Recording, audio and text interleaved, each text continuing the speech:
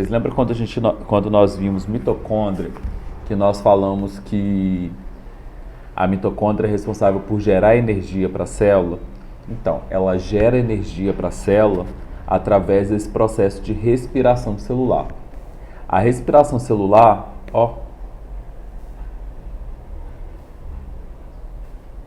Ai, gente, o até breve ficou em segundo slide.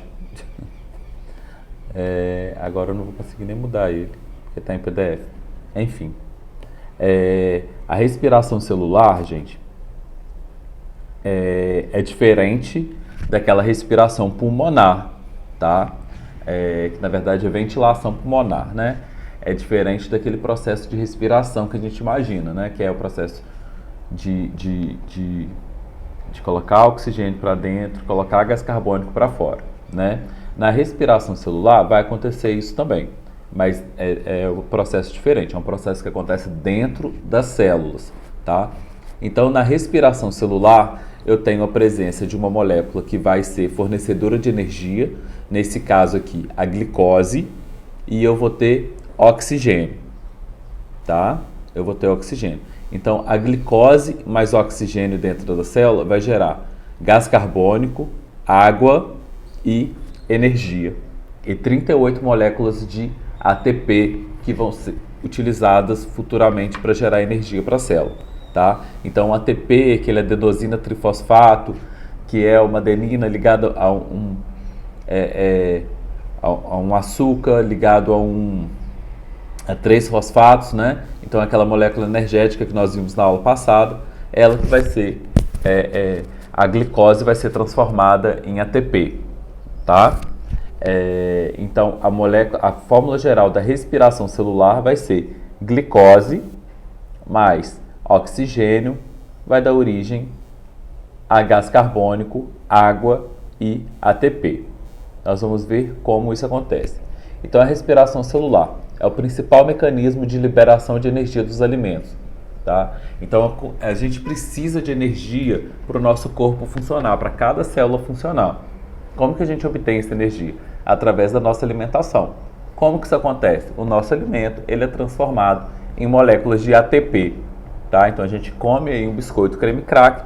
Esse biscoito creme crack, ele é quebrado e é quebrado até a nível de glicose.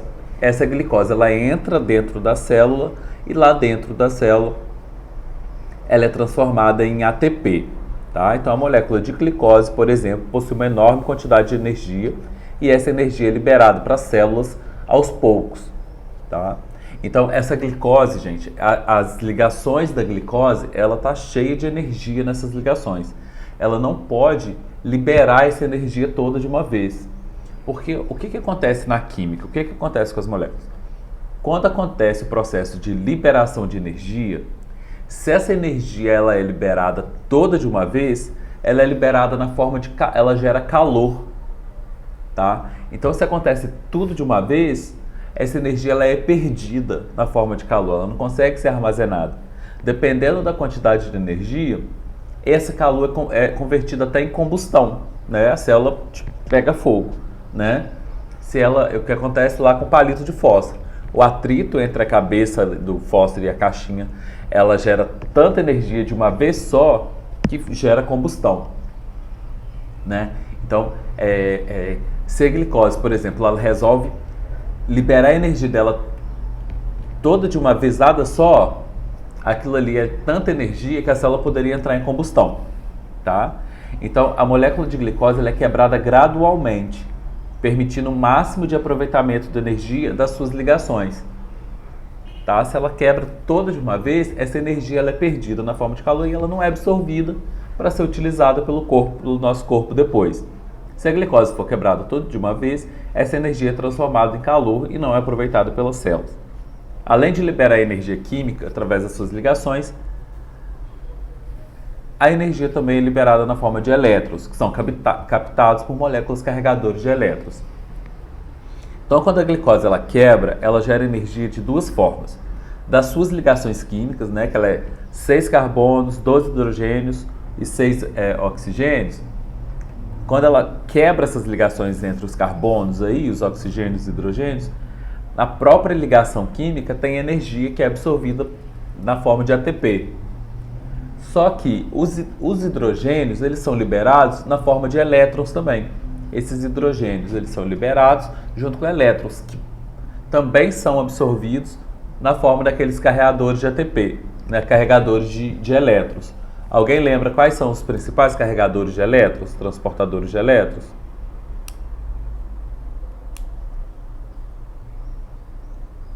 Não? NAD e FAD. Lembra que nós vimos semana passada? Então, o NAD e o FAD, né? Eles vão pegar esse hidrogênio, esses elétrons, e vão transformar em NADH e FADH2, né? E vão armazenar esses elétrons aí para mais tarde eles transformarem isso em ATP também, tá? Então, os acopladores de elétrons vão ser NAD e FAD. Esse NADP não precisa da gente saber agora não, tá? A gente vai saber só depois das férias. Enfim, NAD e FAD. Então, o NAD e o FAD, quando eles não estão carregando elétrons, né?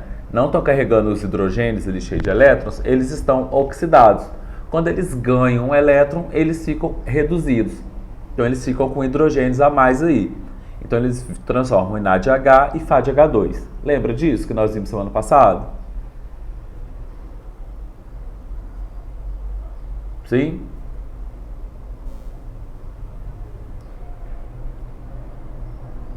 Gente, vocês estão me ouvindo? Sim, né? Então é NAD e FAD. São os dois carregadores de elétrons que vão participar dessa reação de respiração celular. A respiração celular, gente, ela é dividida em 3 etapas. A primeira chama glicólise, ciclo de Krebs e cadeia respiratória. Vão ser as 3 etapas da respiração celular que vão acontecer na mitocôndria, tá? A glicólise, ela vai acontecer no citoplasma da célula e depois o ciclo de Krebs e a cadeia respiratória vão acontecer dentro das mitocôndrias. A glicólise, gente, é a primeira etapa de quebra da glicose. Então, a molécula de glicose, ela entra nas células, tá? Elas têm 6 carbonos, elas vão entrar nas células e no citoplasma já vai acontecer a primeira quebra dessa glicose. Ela vai quebrar em 2 moléculas, tá? Então, essa glicose aqui, ela já vai quebrar no meio, tá? Dentro do citoplasma. Só que quando ela for quebrar, essa glicose ela vai quebrar, ela precisa de gastar 2 ATPs. Então, o que acontece, gente? A função da glicose é gerar ATP. Mas nesse primeiro momento, ela precisa gastar 2 ATPs. Então, ela precisa gastar a energia da célula para poder depois produzir mais ATPs. Tá? Então, nessa primeira quebra da glicose, ela vai gastar energia da célula. Então, a glicose, ela quebra em 2 moléculas. Isso. A glicose, ela tem 6 carbonos. E na glicólise, nessa quebra da glicose, ela vai quebrar em 2 moléculas de 3 carbonos cada. Tá? Nessa quebra da glicose, ela vai produzir, dessa ligação aqui para poder dividir em 2 carbonos, ela vai formar 4 ATPs. E ela também vai gerar uma energia na forma de elétrons que vai produzir 2 NADHs, tá? Então, na glicólise, nessa primeira etapa, ela vai, na quebra da glicose em 2 moléculas de piruvato ou ácido pirúvico, essa glicose ela vai formar 4 ATPs e 2 NADHs na liberação dessa energia, tá? E vai gastar 2 ATPs. Então, nessa glicólise, gente, qual que é o saldo de ATPs da primeira quebra da glicose? Vão ser 2 ATPs, porque ela produziu 4, mas ela gastou 2. Então, na primeira quebra da glicose dentro do citoplasma, que é o processo de glicólise, a célula vai gerar, então, ela vai perder 2 ATPs, depois ela vai ganhar 4 e vai ganhar 2 NADHs. Beleza, gente? Tá entendido mesmo? Isso é importante saber, hein? Então, eu tentei deixar tudo descrito aí certinho. Então, a glicose ela vai entrar no citoplasma, ela vai ser quebrada em 2 moléculas de ácido pirúvico, ou piruvato. Nessa quebra da glicose, primeiro ela vai precisar de gastar 2 ATPs.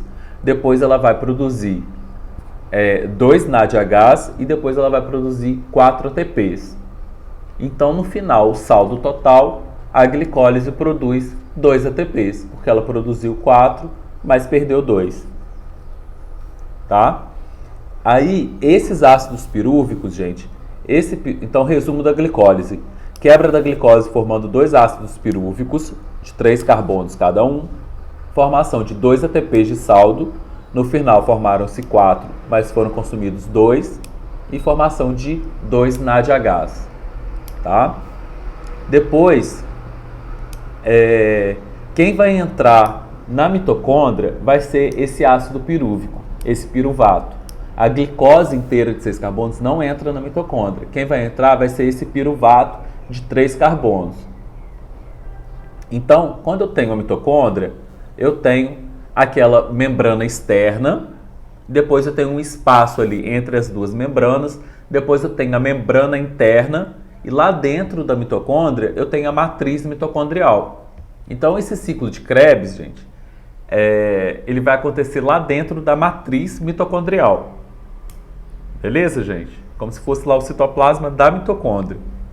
Então, esse ácido pirúvico de 3 carbonos, ele vai entrar dentro da mitocôndria, tá? Esse ácido pirúvico, ele vai ser transformado numa molécula chamada de acetil.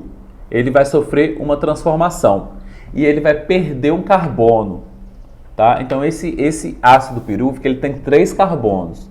Ele vai perder um carbono na forma de CO2. Então, no ciclo de Krebs, esse ácido pirúvico, ele já libera um carbono e já libera um gás carbônico, já libera uma molécula de CO2. Então, ele vai ficar só com 2 carbonos, vai transformar numa molécula de acetil, tá? Nessa transformação de ácido pirúvico para acetil, ele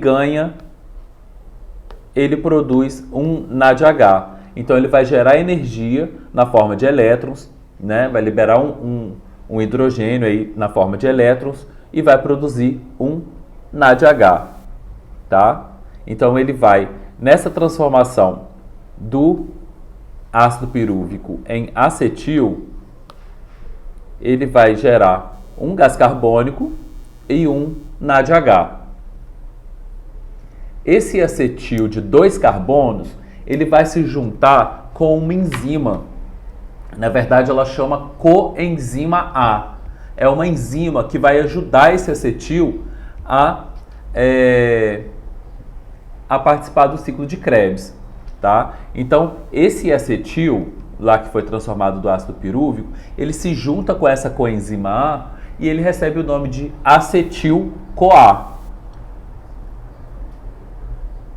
Tá claro, gente?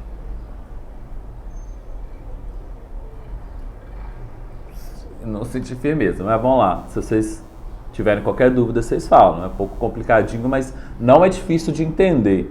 Então, a glicose entra na célula, dentro do citoplasma ela é quebrada em 2 moléculas de 3 carbonos. Vocês têm que entender que toda quebra de carbono vai gerar energia de alguma forma, tá? Então, a glicose entrou na célula, foi quebrada em 2 moléculas de 3 carbonos, né? Essa molécula gerou ATP e gerou elétrons, que foi captado por NADH, tá? Essa molécula de 3 carbonos é chamada de ácido pirúvico ou piruvato.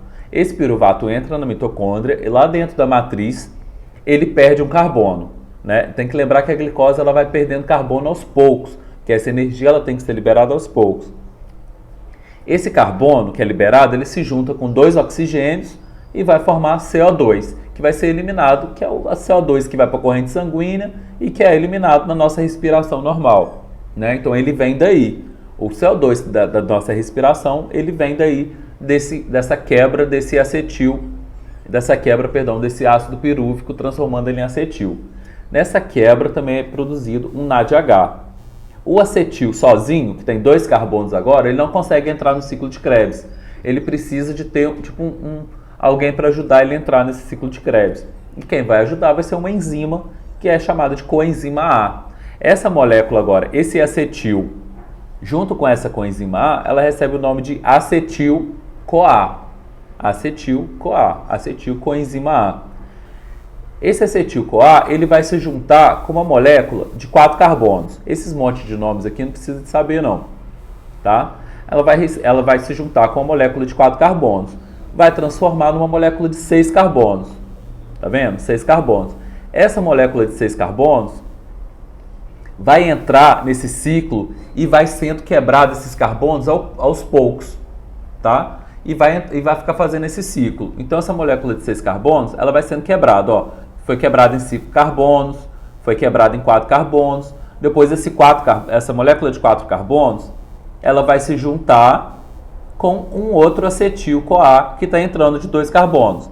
E vai formar uma molécula de 6 carbonos, que vai ser quebrada em 5, vai ser quebrada em 4, que vai se juntar a uma nova molécula que está chegando de 2 carbonos e formar uma nova de 6, porque é um ciclo, né? Ciclo de Krebs, tá? Então, nesse monte de quebra aí, quebra em 5, quebra em 4, vai formando NADH, vai formando nova molécula de CO2, vai formando NADH, vai formando FADH2, tá? Então, vai sendo liberada energia. No final, cada ciclo do ciclo de Krebs, vão formar 2 CO2, 3 NADHs, 1 FADH2 e 1 ATP de forma direta. Beleza, gente?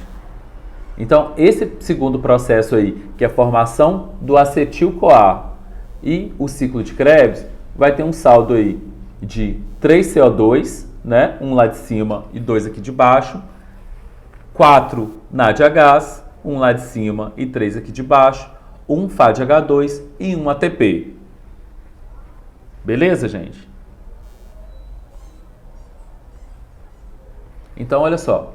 O ácido pirúvico, formado pela quebra da glicose no citoplasma, vai para a mitocôndria. O ciclo de Krebs vai acontecer, gente, na matriz mitocondrial, lá dentro da mitocôndria. Ao entrar na mitocôndria, o ácido pirúvico é descarboxilado. O que é isso? Ele perde um carbono e oxidado, vai perder elétrons, né? Então ele perde um carbono e perde elétrons. Esse carbono que ele perde vai ser transformado em CO2 e esse elétron que ele perde vai formar um NADH. A molécula resultante é o acetil, que logo se liga a uma coenzima A, formando o acetil-CoA. O acetil-CoA entra no ciclo de Krebs, também chamado de ciclo do ácido cítrico. Sofre oxidação. O que é sofrer oxidação? Perde elétrons, né? Forma mais 2 moléculas de CO2, forma mais 3 NADHs, forma 1 FADH2 e forma 1 ATP. Então, resumo da formação do acetil-CoA e do ciclo de Krebs. Degradação total do ácido pirúvico, formando 3 gases carbônicos, né? 3 CO2, formação de 4 NADHs, formação de 1 FADH2 e formação de 1 ATP. Só lembrando, gente, que esses valores aqui, aquele ciclo de Krebs que a gente viu, é para um ácido pirúvico, certo? Só lembrando que às vezes a gente pergunta assim, uma glicose vai gerar quanto de ATPs, né? Quanto que uma glicose gera de ATP? Né? Lembra naquela fórmula geral que a gente viu? Uma glicose mais oxigênio, que é igual CO2, água e 38 ATPs. Então, esses 38 ATPs, gente, é para uma molécula de glicose. Lembrando que esse ciclo que a gente viu aqui, ó, é para um ácido pirúvico. A glicose não gera 2 ácidos pirúvicos, né? Então, se perguntar para cada ácido pirúvico, é esses valores aqui. Se eu quiser saber para uma molécula de glicose, esses valores eles têm que ser dobrados, porque a glicose, quando entra no citoplasma, ela gera 2 ácidos pirúvicos, tá? Então, para cada glicose estão formados 6 gases carbônicos, 4 NADHs, 2 FADH2 e 2 ATPs. Tá claro, gente?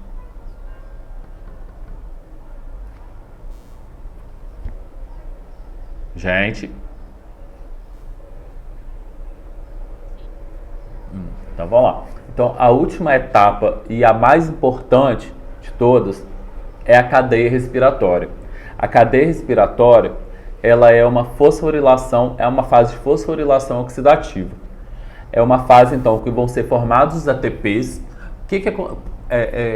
Isso costuma cair em prova falando de esse nome, fosforilação oxidativa. O que é fosforilação oxidativa? Fosforilação, gente, é adicionar fosfato. Aonde que vai adicionar fosfato? No ATP. No ATP a gente não pega uma molécula lá, um ADP de 2 fosfatos e coloca um fosfato no final? Então, é a fase que vão ser formados os ATPs. A maioria dos ATPs, porque até agora a gente só viu formação de um ATP.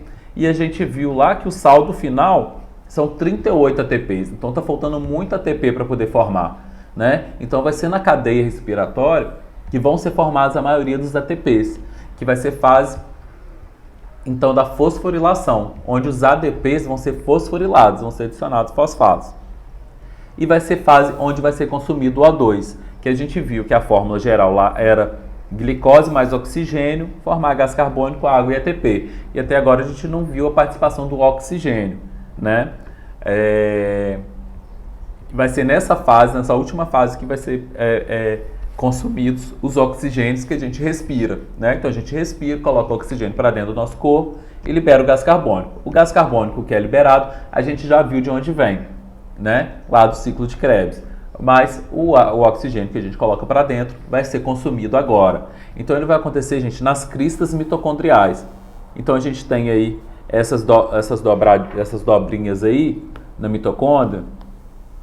Então essas cristas aqui, a cadeia respiratória vai ser realizada aqui nessas membranas, através de proteínas nas membranas aí dessas cristas, tá? Então aí eu vou ter proteínas nas membranas dessas cristas mitocondriais e essas proteínas que vão produzir o ATP, tá? Então a cadeia respiratória, com a glicólise, né, e o ciclo de Krebs foram formados apenas 4 ATPs até agora, né? 2 lá na cadeia, 2 lá na glicólise e 2 lá no ciclo de Krebs. Porém, foram formados NADH e FADH2. Porém, eu formei essas moléculas que foram liberados elétrons e foi formando NADH e FADH2 ao longo desse processo até aí. Essas moléculas agora elas têm que ser transformadas em ATP. Então, esses receptores de elétrons que foram formados precisam liberar a energia que contém para formar mais molécula de ATP. Proteínas especializadas presentes nas cristas mitocondriais. Essas proteínas elas são chamadas de citocromos e quinonas. Então eu tenho citocromo e eu tenho quinona. São proteínas especializadas ali. Formam a cadeia transportadora de elétrons. Nessa cadeia, os elétrons formados no NADH e no FADH2 são liberados e são gradativamente transferidos ao longo da cadeia, porque não pode gerar aquela energia toda de uma vez, né? Senão transforma em calor e é perdido. Essas proteínas que vão transportar esses elétrons dessas moléculas são divididas em complexo 1, 2, 3 e 4. Vou mostrar para vocês. Então eu tenho, gente, a membrana. Aqui na parte de cima eu tenho um espaço entre as duas membranas. Imagina lá, eu tenho a membrana externa e eu tenho a membrana interna, né? A cadeia respiratória vai acontecer na membrana interna. Então eu tenho um espaço ali entre as membranas e para dentro eu tenho a matriz mitocondrial. Então eu tenho várias proteínas. Eu tenho proteína do complexo 1, depois eu tenho proteína 2, depois eu tenho a proteína 3, depois eu tenho a proteína 4, eu tenho uma outra proteína aqui que depois eu vou explicar o que é isso. Então o que acontece, gente? O NADH, que está transportando energia, que está transportando elétrons, ele vai chegar aqui no complexo 1, no começo dessa cadeia de proteínas, né? E o FADH2 também. O que ele vai fazer? Ele vai liberar os elétrons para essa cadeia e com isso ele vai liberar os hidrogênios, né? Então o NADH ele vai se transformar em NAD, ele vai ser reduzido né? É,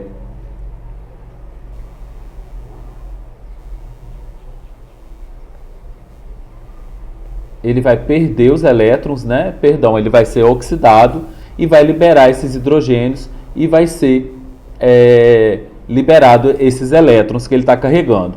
Esses hidrogênios, gente, eles vão passando para esse espaço intermembrana. Então, esses hidrogênios eles vão se acumulando aqui nessa parte desse NAD e desse FAD, né, que está transportando esses hidrogênios, esses elétrons, e os elétrons que eles vão deixando vão ser transportados entre essas proteínas, né? Então são proteínas transportadoras de elétrons. Então esses elétrons eles vão pulando de proteína para proteína e esses hidrogênios eles vão sendo acumulados aqui nessa região aqui de cima e vai formar um espaço, um ambiente hipertônico. Vai ter tanta molécula de hidrogênio que eu vou ter alta concentração de hidrogênio. Então eu vou ter um ambiente ali hipertônico. Então se eu tenho muito hidrogênio, a tendência dele é passar para o outro lado para poder equilibrar.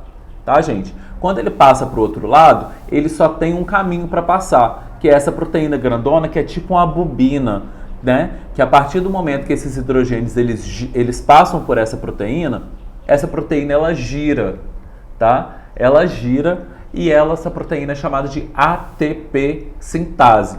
Então, essa proteína girando, ela gera energia para poder transformar o ADP e um fosfato inorgânico que está solto ali em ATP. Então, esse acúmulo de hidrogênio aqui em cima vai transformar ADP em ATP. Então, esses NADs H e esses FAD H2 que estão chegando, que foram formados lá no ciclo de Krebs e lá na respiração, perdão, lá na glicólise, eles vão chegando, vão trazendo esses hidrogênios, esses elétrons, né, que foi absorvido aí na quebra dessas ligações, e esses hidrogênios eles vão passando para o outro lado, para esse espaço intermembrana, e esses hidrogênios formam uma alta concentração, um espaço hipertônico que vai passar para o outro lado de volta através de uma proteína especializada chamada de ATP sintase, e essa ATP sintase vai formar ATP, tá, gente? Esses elétrons que foram transportados por essas cadeias, eles são utilizados para poder transformar um oxigênio que está ali, porque o hidrogênio, gente, ele não pode ficar solto no nosso corpo. Esse hidrogênio, quando ele passa para o lado de cá, esse hidrogênio, ele é tipo um radical livre, né? Ele tem uma carga ali positiva que ele pode se ligar a uma outra molécula negativa, como por exemplo o DNA das nossas células, né? E causar até uma mutação. Então esse hidrogênio ele não pode ficar solto ali no nosso corpo, ele precisa ser captado por alguma molécula, né? E quem capta essa molécula de hidrogênio que fica solto ali vai ser a molécula de oxigênio que vem da nossa respiração. Então esse oxigênio ele vai se juntar com o hidrogênio e ele vai formar a molécula junto com a energia desses elétrons aqui que foram transportados pela cadeia e vão formar água. Tá, gente? Então daquela fórmula que nós vimos lá no começo, glicose mais oxigênio vai formar gás carbônico, água e ATP. Esse oxigênio aqui, ele vem, essa água, ele vem desse oxigênio que se juntou com esses hidrogênios. Oi, alguém me chamou? Oi. Vai ser oi. Vai ser...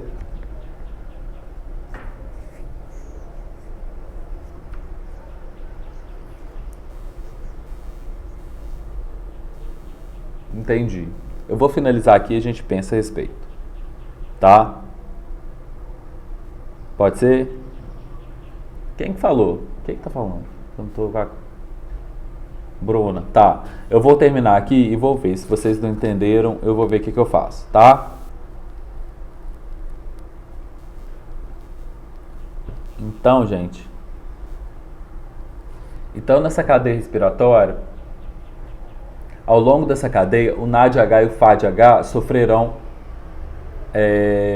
oxidação, liberando seus hidrogênios que irão para o espaço intermembrana da mitocôndria.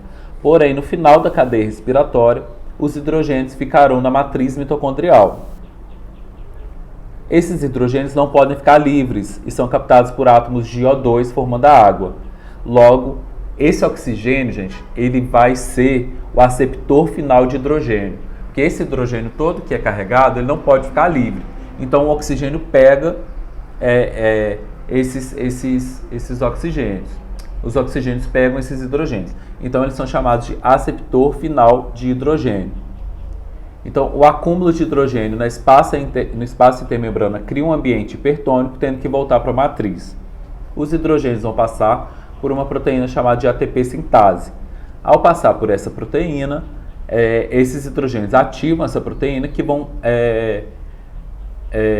produzir ATP. Um NADH, gente, quanto que vai formar? Eu vou chegar aqui, o NADH e o FADH2. O NADH, ele tem energia suficiente para poder formar 3 ATPs.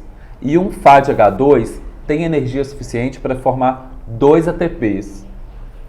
Tá? Então, o NAD que está sendo carregado, ele tem energia suficiente para formar 3 ATPs. E um FADH2 tem energia suficiente para formar 2 ATPs. Então, a cadeia respiratória, gente, o resumo dessa cadeia respiratória. O NAD e o FAD que foram reduzidos na glicólise e no ciclo de Krebs são reoxidados na cadeia, liberando energia para a síntese de ATP. Né? O NAD e o FAD que estão chegando foram liberando energia para poder formar o ATP. O oxigênio atua como aceptor final de H2, formando o H2O. O CO2 é formado antes da utilização do oxigênio na respiração celular. O O2 não é convertido em CO2. Gente, a gente pensa que no nosso processo de respiração, quando a gente coloca oxigênio para dentro, esse oxigênio ele é transformado em CO2. Né? Estudando a respiração celular, a gente vê que não é. Que o gás carbônico ele é formado antes de aparecer o oxigênio. O gás carbônico ele é formado lá no ciclo de Krebs, e o O2 ele é utilizado lá no final e ele forma água. Tá? O O2 da nossa respiração é transformado dentro do nosso corpo em água. Não tem ligação com ser transformado em oxigênio. Esse é o último slide, gente. Então eu tenho as 3 etapas. As 3 etapas não, ó. Na primeira etapa eu tenho a glicólise, que é a quebra de ATP, que ele vai formar 4 ATPs. Né? Só que ele vai gastar 2. Então eu tenho um saldo de 2 ATPs lá da glicólise. E eu vou formar 2 NADHs. Só que esses NADHs, eles têm energia suficiente para formar 3 ATPs. Então lá na glicólise vão ser formados mais 6 ATPs. Porque esses NADHs vão lá para o final e vão formar... São quantos minutos que acaba a aula, gente? 40? É desligado? Ih, já está faltando 15 segundos. Posso mandar o convite para vocês rapidinho, só para finalizar isso daqui?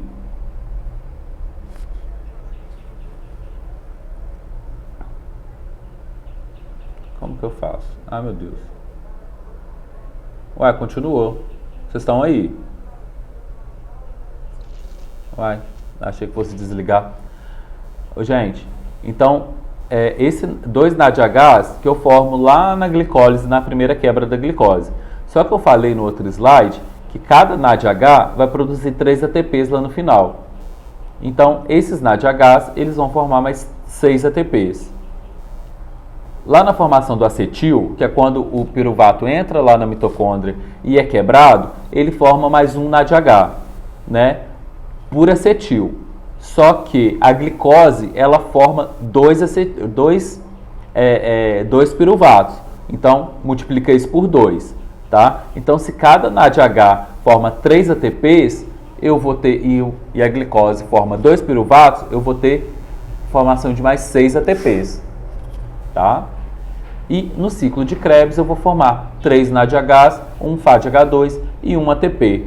Né? Lembrando que isso acontece 2 vezes também, porque a molécula de glicose ela é quebrada em 2. Né? Então, esses 3 NADHs, eles vão formar... 3 NADHs vão formar 9 ATPs, só que como acontece 2 vezes, 18 ATPs. O FADH2 vai formar 2 ATPs, acontece 2 vezes, 4, e eu tenho um ATP, mas como acontece 2 vezes,